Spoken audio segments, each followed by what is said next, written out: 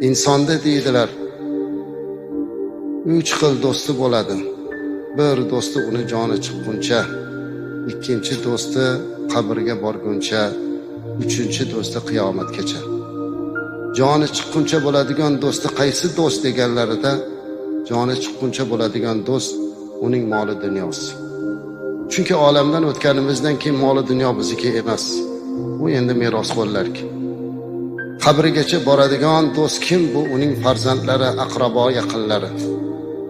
Qabrgacha boradi, lekin uni yog'iga hech kimda had yo'q. Ming yaxshi ko'rsa ham, jonim fido otam, onam desa ham, oxirgi manzili mana shu qabr, amallar sondig'i. Ammo uchinchi do'st bor. Bu do'st qiyomatgacha birga turadigan do'st. Bu uning qilgan solih amallaridir.